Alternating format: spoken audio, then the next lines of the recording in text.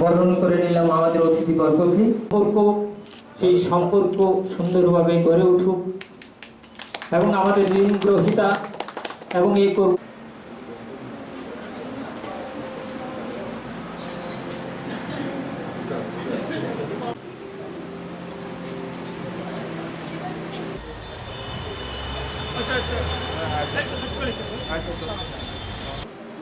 3 রঙের এই পতাকার নিচে তারা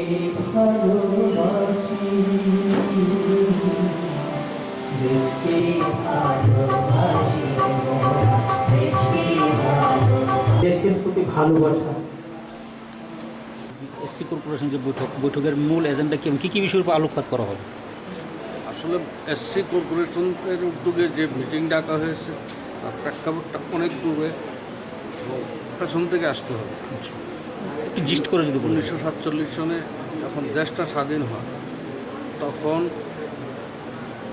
সংবিধান প্রণেতা এবং যিনি সভাপতি ছিলেন ডক্টর বি আর আম্বেদকর তার দাবি তুলেছিলেন। দাবিটা হলো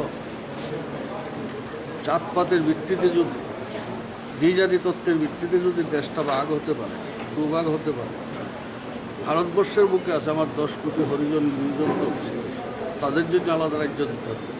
তৎকালীন সময়ে নেহেরু ছিলেন প্রধানমন্ত্রী, গান্ধীজি ছিলেন দেশের প্রথম সারির যারা আন্দোলনকারী স্বাধীনতার, তিনিও ছিলেন।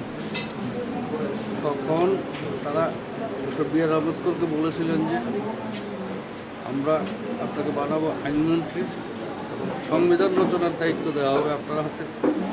আপনার তফসিলি এবং জনজাতি লোক যারা আছে তাদেরকে মূল স্রোতে টেনে আনার জন্য যা আইন করবেন সবটা আমরা মেনে নেব। কিন্তু পরবর্তী সময় এটা হয়নি এবং সংবিধানটা যখন গৃহীত হওয়ার পরেও যদিও ডক্টর বি আর আম্বেদকরকে আইনমন্ত্রী বানানো হলো, সংবিধানটা গৃহীত হওয়ার পরে একটা শর্ত ছিল আগামী 10 বছরের মধ্যে এই তফসিলি অংশের মানুষগুলো মূল স্রোতের মধ্যে নিয়ে আসা হবে, তাদের উন্নয়ন ঘটিয়ে এবং তাদের জন্য আলাদা টাকাও থাকবে, সাপ্লেট করা হবে যাতে তাদেরকে মূল স্রোতের সাথে মিশিয়ে দেওয়া হবে।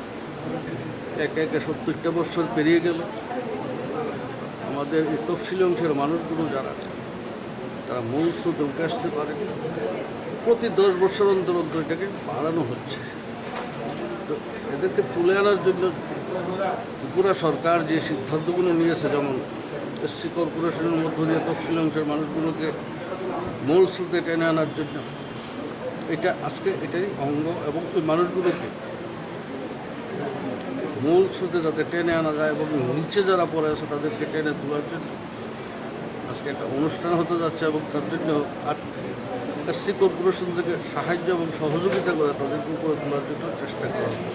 এই উদ্যোগ আমরা চালিয়ে যাব যতদিন পর্যন্ত এই মানুষগুলো মূল স্রোতে আসতে না পারে, ততদিন পর্যন্ত আমাদের আন্দোলন থাকবে, আমাদের লড়াই থাকবে, আমাদের তাদেরকে তুলে আনার জন্য যত কিছু কৌশল আছে, কায়দা আছে, যেমন এসসি কর্পোরেশনের মাধ্যমে চেষ্টা হচ্ছে এবং আগামী দিন চালিয়ে যেতে হবে। যে কারণে আজকে আমাদের এই অংশের মানুষগুলোকে আরও সচেতন করে তোলার জন্য এবং এটা যে তাদের ভিক্ষাবৃত্তি নয় এবং কারোর কাছে দয়া ভিক্ষা নয়, এটা হলো তাদের অধিকার, সংবিধানগত অধিকারটা যাতে 100% তারা পায় এবং 100% যাতে ফলপ্রসূ হয় তার জন্য এই বৈঠকে এগুলো নিয়ে আলোচনা করতে। ধন্যবাদ স্যার।